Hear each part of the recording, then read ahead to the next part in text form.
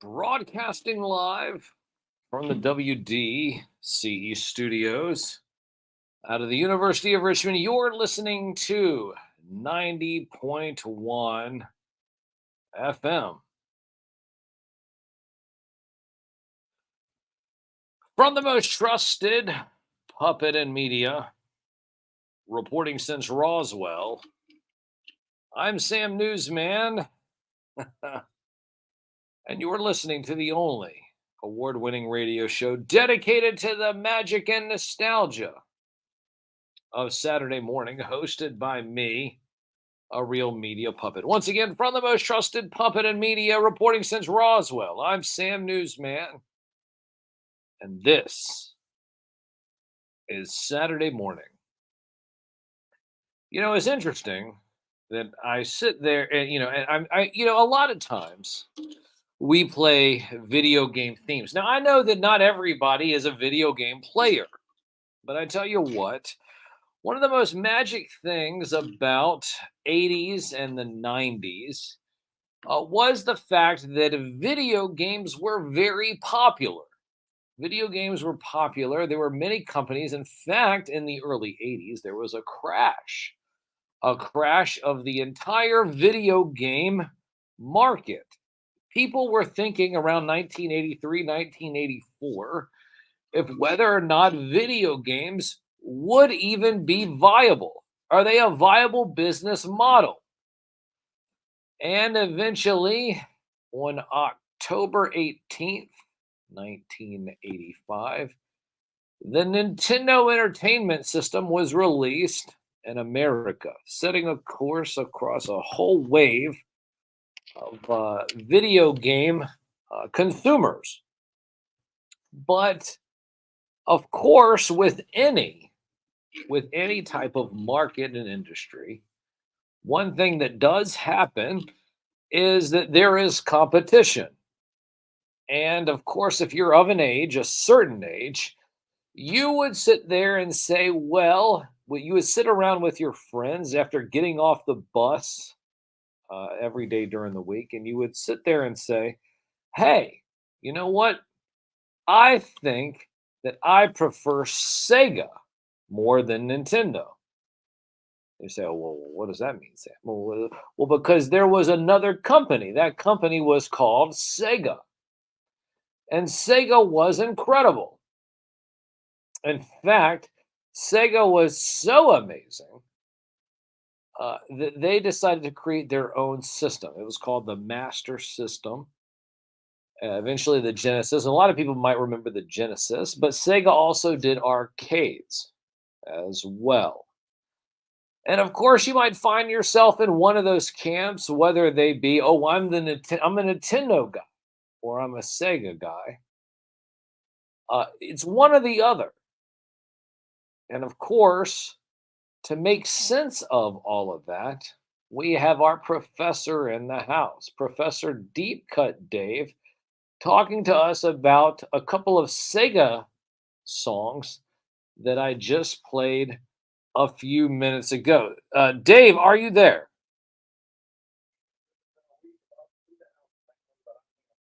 It's a week of you said it's a week of ups and downs, but you are here. But you are there though, right? Correct. All right. Well, listen, I want you to, I'm going to give you about a minute and a half.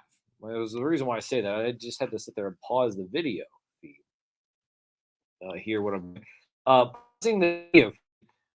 Dave, can you tell us what the heck is going on with SG-1000, this long play Go Glow 13, and how that all fits into the Sega universe?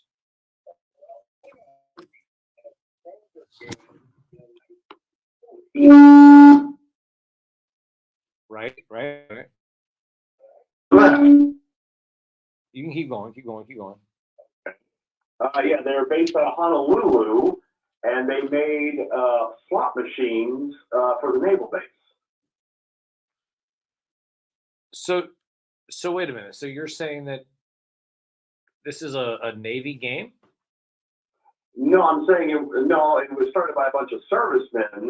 They were getting tired. It's like, they like the slot machines at Pearl Harbor, but it's like, oh yeah, we gotta get parts from like California. We gotta get parts from everywhere else. Why don't we just make them and service them here? But why would they do something?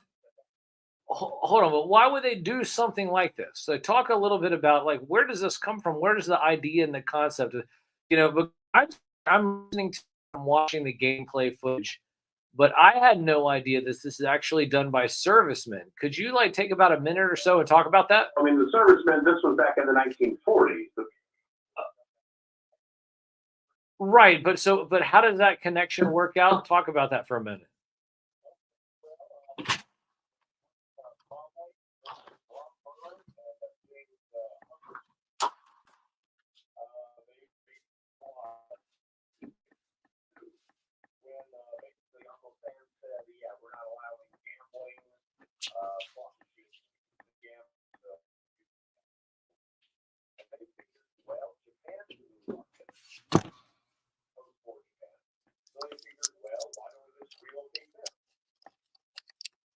All right, okay.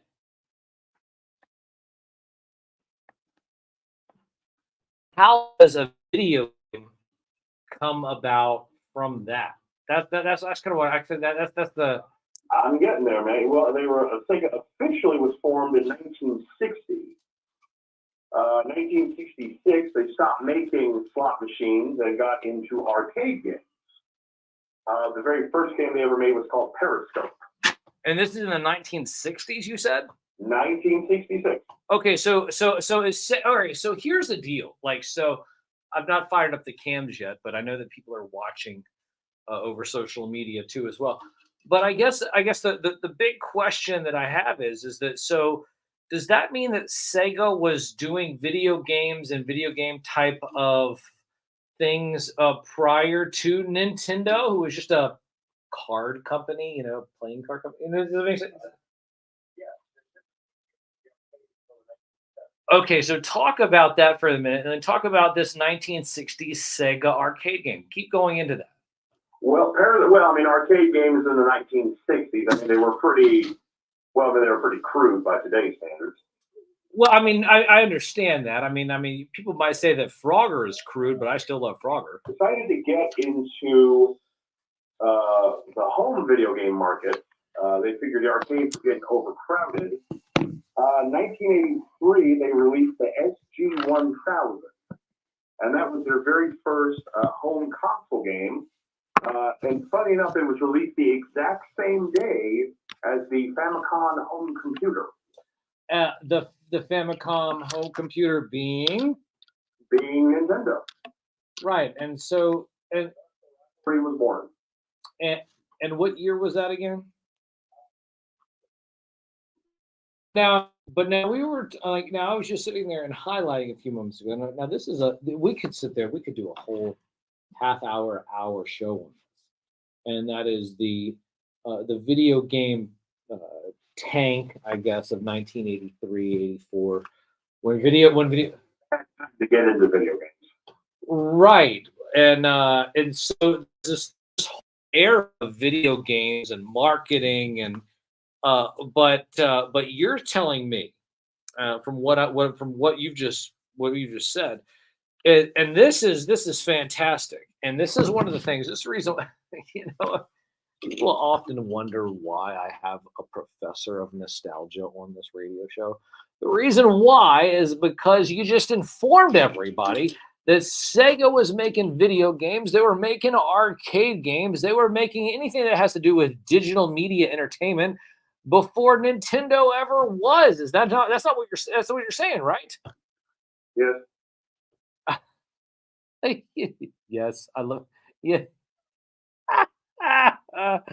God bless you. What a professor. But seriously, though, a lot of people They sit there and they latch onto this whole nostalgia experience that they have with Nintendo. And then of course you always people like, well, Sega, I'm a Sega guy, I'm a Sega guy. And but the reality is that Sega was first, right? Well, in terms of the arcade, yes. And well, also in terms of video game systems, right? Oh, there was the Master, or was the Master System after the Nintendo? No, the Master System, I believe that came out right after the Nintendo, at least after the NES. The thing with the SG, it's like half the games were games, like Go-Go 13, Black Onyx, and the other half, it was education. Well, it's like PBS educational.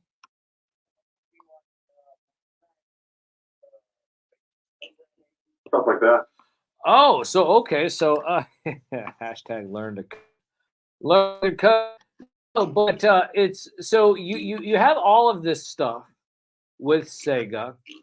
They're doing everything, and of course, I'm sitting there thinking about the whole video game history, and I think that a lot of times people just sit there and assume Atari, Nintendo, but Sega really does have such an anchor. They have such an anchor is that you sent me this little jingle, and it is called the Space Harrier music main theme. What the hell is that all about? Well, Space Harrier came out in 1985, and that was a rail shooter. Oh, rail shooters are great. That's kind of like what they have in the arcade. Area 51 comes to mind. What is another very popular one? It was oh shoot. What I'm thinking about the rail shooters. No, but there was another one that was really big in the early mid to early 90s. Lethal Enforcers. Ah, that was the one I was thinking about. Lethal Enforcers, of course, a rail shooter. And that's where you're just kind of going along and then you're shooting. But what is Space Harrier music about for the next 30 seconds? Well, Space Harrier, basically, you're a guy named Harrier, and you're just jumping across the planet and shooting things. Well, that's less. That's about 10 seconds. So we are the tip of the cap. We'll go 13. That was actually the very first video game based on the property. That's a very long-running manga. It's been running almost monthly since 1968. Okay, so it's been around for a while. It's still running today. Still running to the day. That's kind of like us, setting the standard, raising the bar. It's got One Piece all beat down, I'll tell you. Oh man, One Piece. We'll get to One Piece. We'll get to other anime. Well, anyways, whatever. Yeah, Japanese cartoons. We'll get to that a little bit later. Okay, I got two more real quick. Want to get to SG-1000, the Black Onyx. The Black Onyx. What? Yeah, that was actually one of the very first role-playing video games. Oh, talk about that. So that's like wait a minute, pause, stop. You say that's one of the very first role-playing games. Could you educate our listeners about what a role-playing game is? Well, with the Black Onyx, and this would become standard, I mean, they introduced hit points. Basically, you take a party of 4, and you explore a dungeon and, fight monsters, get stuff, fight more monsters. Fight monsters, and there are more monsters. Okay. Well, all right. So here we go. I'm going to close it out with this. And this is, now we're going to get to, we can't say his name. Can we not say his name? It's like Voldemort right now. The blue mascot. Hold on. I'm going to talk. Yeah. Okay. I was going to get to there. Yes, because we don't want to talk about the blue mascot. His name is synonymous, kind of like he mascot that should not be named right now. So, but Alex Kidd in the Miracle World Music, that was Sega's attempt to try to be, I guess, maybe a Mario killer or have some type of. Am I mistaken about that? What's going on with that? Right, Alex Kidd was definitely the Master System's answer to Mario. But the funny thing is, he actually started out, it was supposed to be a Dragon Ball Oh, whoa. Wait a minute. Hold on. Alex Kidd was supposed to be a Dragon Ball game. Listen, I have Crazy Toys. Crazy Toys is the number one listener. He's our number one fan here. He's designated as the number one fan of Saturday morning radio. Crazy Toys. You can follow him at Hypercube. He has so many Dragon Ball figures. You're telling, listen, if he hears this, if he might hear this later, or I guess sit there, I might tell him later. You're telling me that Alex Kidd originally supposed to be a Dragon Ball video game? Please go ahead and just, damn it, the floor is yours. Go. Well, if they had made it in time, it would have been the very first ever Dragon Ball video game. Well, so talk about that. Talk about that. Like, build that up. Inspired. Hold on. Say that one more time. Well, it had started as a Dragon Ball game, but they took too long in making it, and the license expired. Whose license expired? What do you mean? Dragon Ball game. The Dragon Ball license expired? Yeah. Okay, so you're telling me. All right, so this is why. Can I just say for a moment, this is the reason why we have a professor of nostalgia here on our Saturday morning radio show. You're telling me that as I'm looking at Alex Kidd, well, and there's video gamers all over the place, and Alex Kidd, that was the first person before the blue mascot. That was Sega's first attempt. And you're telling me somebody dropped the ball somewhere? So that means that, you know what, the DBZ, Dragon Ball Z, DB Ball, could have been essentially the official mascot of Sega? It could have been, yeah. What? Oh my gosh, this is what we call breaking news, breaking information, and that you're only going to get this on a Saturday morning. Dragon Ball Z, and there's a whole Dragon Ball Z. Like, I tell you what, I had Hypercube on last week, and we were talking about Fantastic Four, Dave, before you showed up.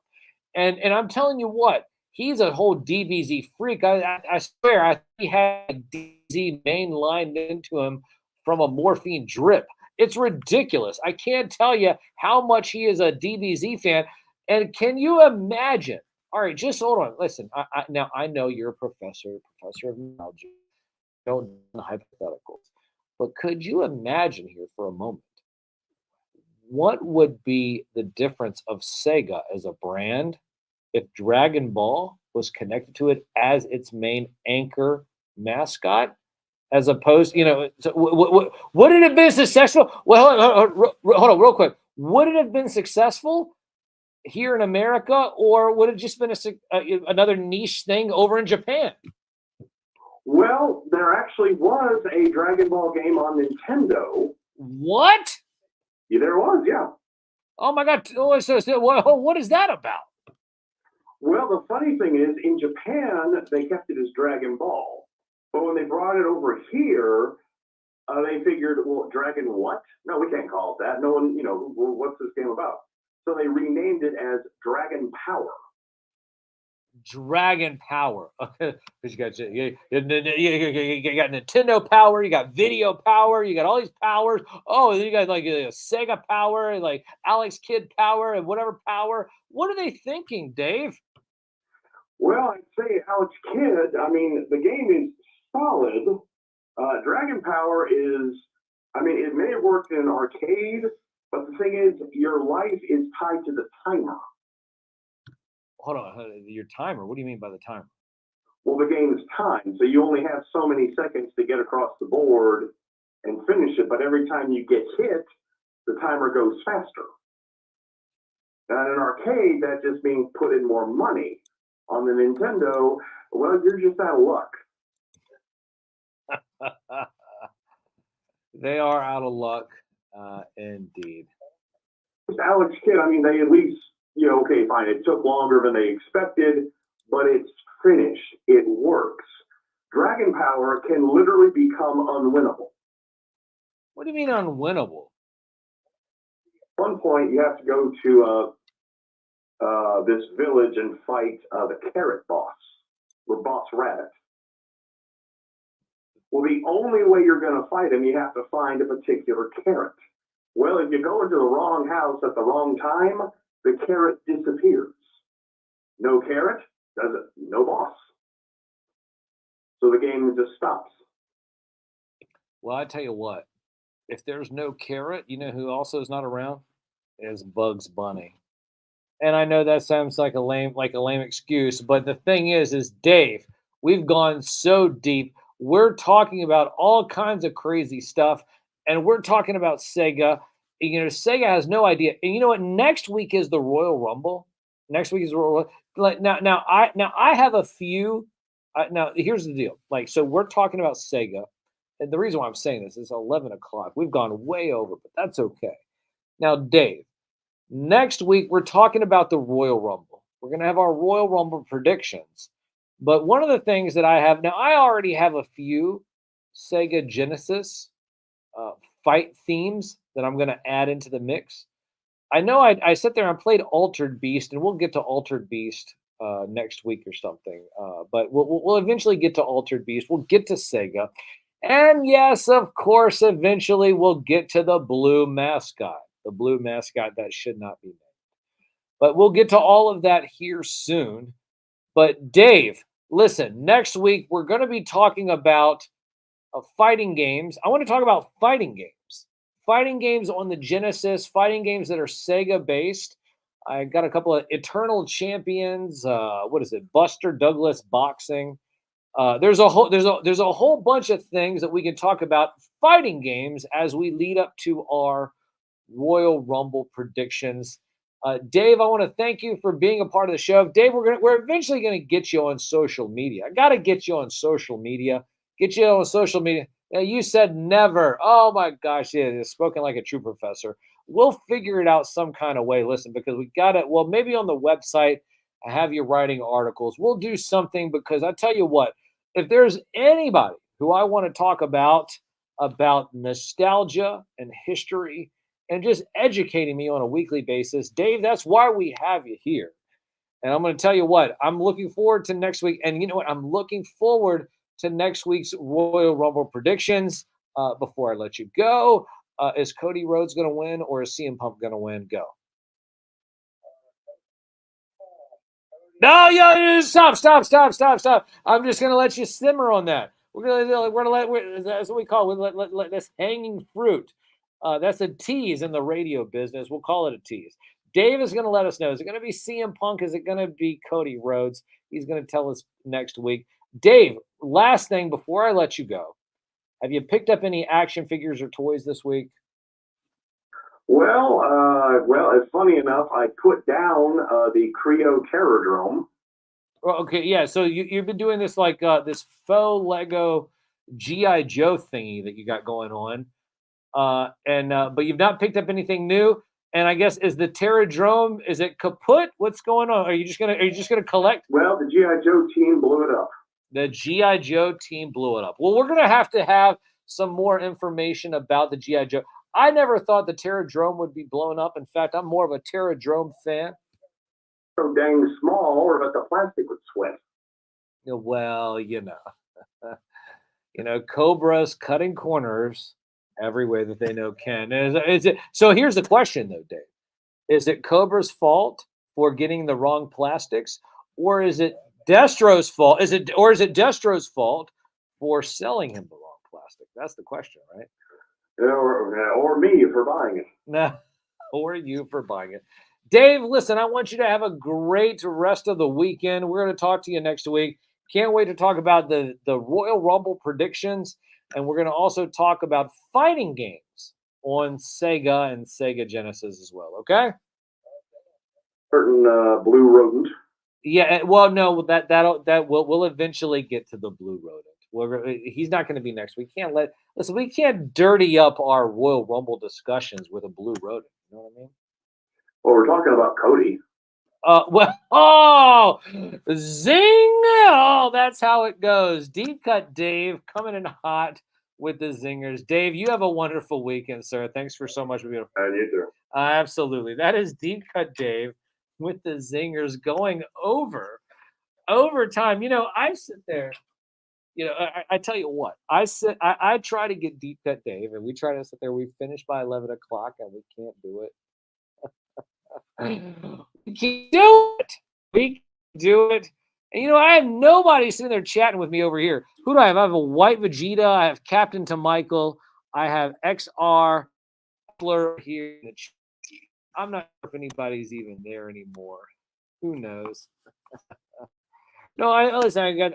What is it? I got Facebook, YouTube, X. I got Instagram. We're all over the place. Oh my gosh! Anime figure statue collector. Shout out to you, guys. We're gonna be back out for 6 minutes. Five. Who knows? We're on the only radio show dedicated to the magic and nostalgia of Saturday morning, hosted by me, a real puppet. Follow me at Sam Newsman all over social media. Download the Live 365 app and search WDCE, or go to WDCE.org so you can listen to the themes that I'm about to play. Broadcasting live from the University of Richmond. From the most trusted puppet in media. Reporting since Roswell, I'm Sam Newsman, and this is Saturday morning.